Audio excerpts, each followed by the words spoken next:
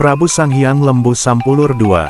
Sanghyang Lembu Sampulur II naik tahta menggantikan Prabu Sanghyang Cakradewa, akan tetapi ia kemudian menyerahkan singgasana kerajaan kepada adiknya yaitu Sanghyang Borosengora, sedangkan ia sendiri hijrah dan mendirikan kerajaan baru di Cimalaka Gunung Tampomas, Sumedang.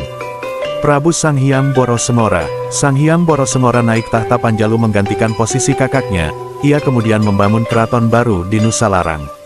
Adiknya yang bernama Sanghyang Panji Barani diangkat menjadi Patih Panjalu.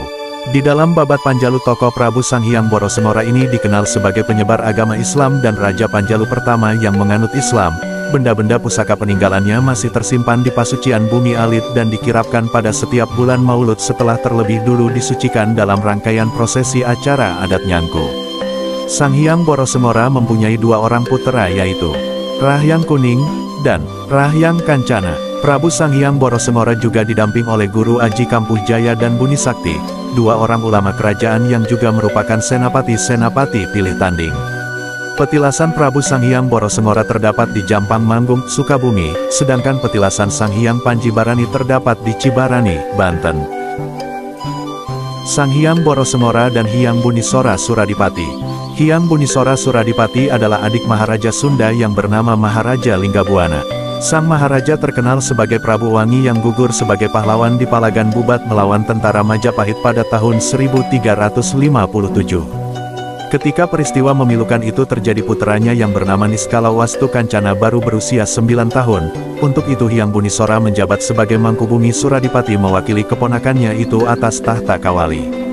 Hyang Bunisora juga dikenal sebagai Prabu Kudalelea dan Batara Guru di Jampang karena menjadi seorang petapa atau resi yang mumpuni di Jampang, Sukabumi.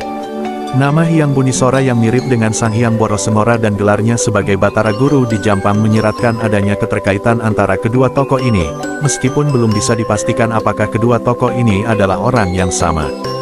Jika ternyata kedua tokoh ini adalah orang yang sama, pastinya akan membuka salah satu lembar yang tersembunyi dari sejarah Sunda. Hyang Bunisora atau Mangkubumi Suradipati menikah dengan Dewi Laksmiwati dan menurunkan empat anak. Jaja Sukarja, 2007. Giri Dewata, Gedeng Kasmaya, di Cirebon Girang menikahi Ratna Kirana Puteri Ratu Cirebon Girang, di lereng Gunung Ciremai. Brata Legawa, Haji Baharudin, Haji Purwa, menikahi Puteri Gujarat. Ratu Banawati, Ratu Mayangsari yang diperisteri Niskala Wastu Kancana.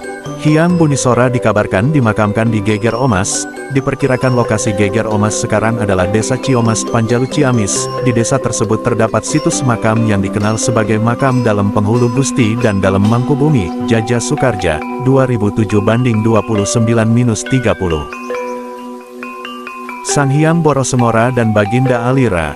Legenda pertemuan antara Sanghyang Borosengora dengan Baginda Ali RA ini sampai sekarang masih kontroversial mengingat keduanya hidup di zaman yang berbeda. Sayyidina Ali hidup pada abad ke-7 Masehi tahun 600-an, sedangkan pada periode masa itu di Tatar Sunda tengah berdiri Kerajaan Tarumanagara dan nama Panjalu belum disebut-sebut dalam sejarah. Nama Panjalu, Kabuyutan Sawal, mulai disebut-sebut ketika Sanjaya 723-73 hendak merebut Galuh dari tangan Purbasora. Ketika itu Sanjaya mendapat bantuan pasukan khusus dari Rabuyut Sawal Panjalu, yang merupakan sahabat ayahnya, Sena, 709-71. Sementara itu jika dirunut melalui catatan silsilah Panjalu sampai keturunannya sekarang, maka Sanghyang Borosengora diperkirakan hidup pada tahun 1400-an atau paling tidak sezaman dengan Sunan Gunung Jati Cirebon tahun 1448 sampai tahun 1568. Namun, bukti-bukti cenderamata dari Sayyidina Ali RA yang berupa pedang, tongkat dan pakaian kebesaran masih dapat dilihat dan tersimpan di Pasucian Bumi Alit. Kabarnya pedang pemberian Baginda Ali itu pernah diteliti oleh para ahli dan hasilnya menunjukkan bahwa kandungan logam dan besi yang membentuk pedang itu bukan berasal dari jenis bahan pembuatan senjata yang biasa dipakai para empu dan pandai besi di Nusantara. Sanghyang Borosengora, Walangsungsang dan Kian Santang. Kisah masuk Islamnya Sanghyang Borosengora yang diislamkan oleh Sayyidina Ali RA ini mirip dengan kisah Kian Santang. Kian Santang adalah putra Prabu Siliwangi dari istri keduanya yang bernama Nyai Subang Larang binti Ki Gedeng Tapa yang beragama Islam. Dari istri keduanya ini Prabu Siliwangi mempunyai 3 orang putra-putri yaitu Walangsungsang, Pangeran Cakrabuana, Nyai Rara Santang, dan Kian Santang, Raja Sangara. Walang Sungsang dan Rara Santang menuntut ilmu agama Islam mulai dari Pasai, Makkah, sampai ke Mesir. Bahkan Rara Santang kemudian dinikahi oleh penguasa Mesir Syarif Abdullah atau Sultan Maulana Mahmud dan berputera Syarif Hidayatullah Sunan Gunung Jati. Setelah naik haji, Pangeran Cakrabuana berganti nama menjadi Syekh Abdullah Iman, sedangkan Rara Santang setelah menikah berganti nama menjadi Syarifah Mudaim. Sementara itu, berbeda dengan kedua kakaknya, Kian Santang dikisahkan memeluk Islam setelah bertemu dengan Baginda Ali lalu kembali ke tanah air untuk menyampaikan syiar Islam kepada sang ayah, Prabu Siliwangi. Prabu Siliwangi yang tidak bersedia memeluk Islam lalu menghilang beserta seluruh pengikutnya di Leweng Sancang, hutan Sancang di daerah Garut sekarang. Kian Santang yang juga berganti nama menjadi Syekh Mansur, melanjutkan syiar Islamnya dan kemudian dikenal sebagai Sunan Rahmat Suci atau Sunan Godok yang petilasannya terdapat di Garut. Sanghyang Borosemora versi sejarah Cianjur. Menurut versi sejarah Cianjur, Sanghyang Borosemora dikenal sebagai Prabu Jampang Manggung. Nama aslinya adalah Pangeran Sanghyang Borosemora, ia putra kedua Adipati Singacala Panjalu yang bernama Prabu Cakradewa. Prabu Cakradewa sendiri adalah putra Sedang Larang adalah putra Ratu Prapasyalawati. Sanghyang Borosemora adalah putra Prabu Cakradewa dari permaisuri yang bernama Ratu Sari Permanadewi. Ratu Sari Permanadewi adalah putra keenam dari Adipati Wanaperi Sang Arya Kikis, jadi Sanghyang Borosemora adalah saudara misan dalam Cikundul. Sanghyang Borosemora mempunyai 4 orang saudara dan pada usia 14 tahun ia diperintah sang ayah untuk berziarah ke Tanah Suci Mekah. Pada bulan Safar 1101 Sanghyang Borosemora berangkat ke Mekah yang lama perjalanannya adalah 6 tahun. Sepulang dari Tanah Suci, Sanghyang Borosemora mendapat julukan Syekh Haji Sampulur Sauma Dipa Ulama. Tiba di kampung halamannya Kerajaan Singacala, sang ayah ternyata telah meninggal dunia. Borosemora kemudian berniat menurunkan ilmunya dan menyampaikan ajaran Islam kepada rakyat Pajajaran Girang dan Pajajaran Tengah. Karena itu Borosemora mengembara ke nagari Sancang dan Tanah Jampang. Pada hitungan Windu pertama, Sanghyang Borosemora melakukan perjalanan kunjungan ke tanah leluhurnya di Karantenan Gunung Sawal, Nagari Sancang, Parakan Tilu, Kandangwesi, Gunung Wayang, Gunung Kendan, Galuh Wiwitan, Dayakolot, Sagalaherang, Nagari Wanaya Saraza Mantri, Bayabang, menemui Kiai Nagasasra Paringgalaya, sekarang sudah terbenam oleh Waduk Jatiluhur, dan kemudian kembali ke Gunung Wayang.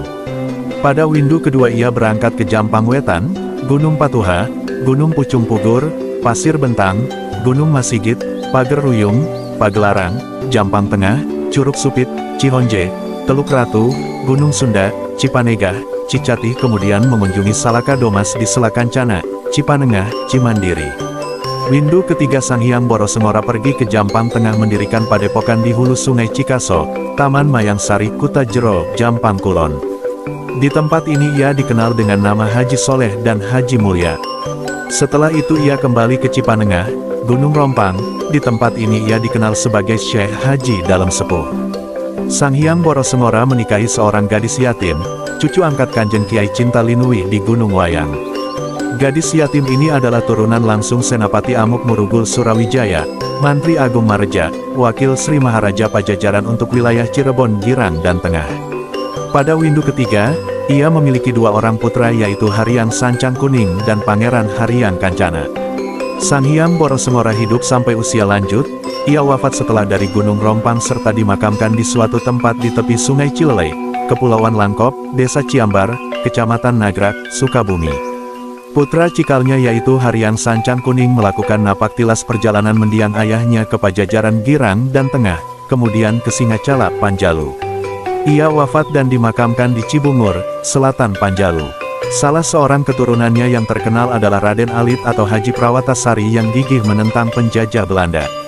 Ia dikenal sebagai pemberontak yang sangat ditakuti berjuluk Karaman Jawa. Sedangkan adik Sancang Kuning yakni Pangeran Haryang Kancana menjadi Adipati Singacala kemudian hijrah ke Panjalu. Setelah wafat ia dimakamkan di Giri Wanakusuma, Situ Panjalu.